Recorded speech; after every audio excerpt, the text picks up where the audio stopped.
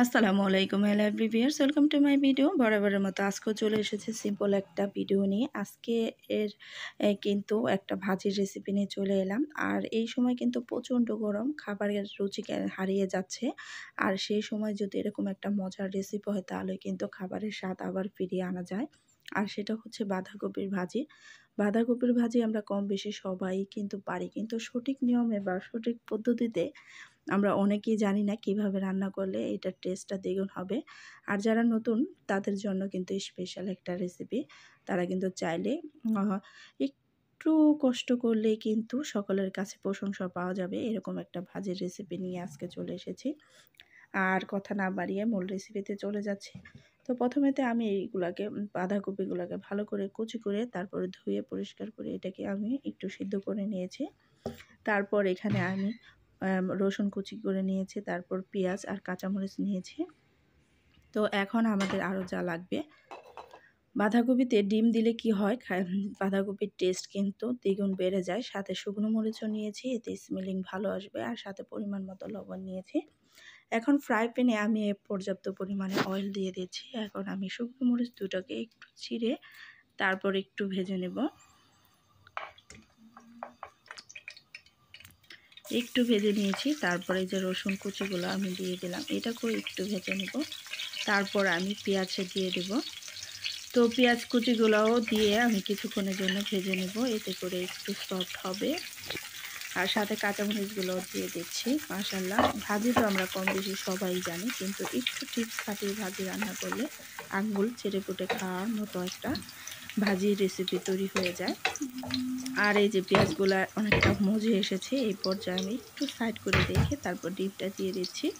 আপনি চাইলে একটা দুইটা আপনার ইচ্ছে মতো আপনি ডিম ইউজ করতে পারেন। তো আমি একটা দিয়ে করব, যেহেতু ভাজি কম।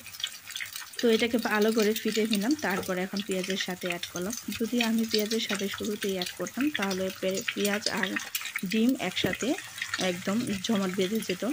তাই আমি এটাকে আলাদা করে নিয়েছি, এতে করে ডিমগুলো একদম আলাদা আলাদা থাকবে। আর এখন আমি যে বাঁধাকপি দিয়ে দিচ্ছি, বাঁধাকপিগুলো দিয়ে তারপর আমি পর্যাপ্ত পরিমাণে আরও একটু লবণ দিব। প্রথমে আমি অল্প দিয়েছি এটা ডিমের জন্য, আর এখন আমি আরও একটু বেশি করে লবণ দিয়ে তারপরে ভাজিগুলোকে আমি একটু ভেজে নেব। তো মাশাআল্লাহ, এরকম একটা ভাজি যদি দুপুরের খাবারে হয় তাহলে আর কিছু দরকার হয় না। বিশ্বাস না হলে এভাবে একবার ট্রাই করে দেখবেন। আমার কাছে কিন্তু অনেক ভালো লাগে, জানেন আপনাদের কাছে কেমন লাগে। তো আমি এখন আরও একবার এই যে লবণ দিয়ে ভালো করে এই যে এটাকে একটুখানি নাড়াচাড়া করে নিচ্ছি। তো এটা কয়েক মিনিটের জন্য আমি ভেজে নেব। আর এই বাঁধাকপিটা যত নিভু চুলায় আপনি জাল দিবেন, স্লো মিডিয়ামে, ততটাই কিন্তু সুন্দর হবে। আর ঝরঝরেও থাকবে এবং পুড়বে না এবং ভালো লাগবে। তো এই তো ফাইনালি লুক চলে এসেছে আমার, এটা রেডি হয়ে গেছে। এখন আমি এটাকে সার্ভ করে নিচ্ছি। মাশাআল্লাহ, খুব সুন্দর ঝরঝরে হয়েছে, দেখলে তো অবশ্যই বুঝতে পারবেন। অনেকে কিন্তু এগুলো রান্না করতে গেলে ভেঙে যায় বা কি হয়, এটা গলে যায়, সেটা কিন্তু একটু হয়নি। আর গরম ভাতের সাথে এরকম একটা খাবার যে কাউকে প্রেজেন্ট করলে সেই খুশি হয়ে যাবে।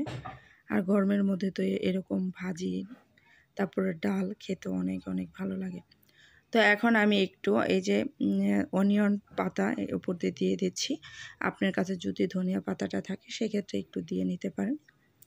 তো এই তো আমাদের এটা রেডি হয়ে গেল। কার কাছে কেমন লেগেছে অবশ্যই কমেন্টসে জানাবেন। ওকে, আল্লাহ হাফেজ।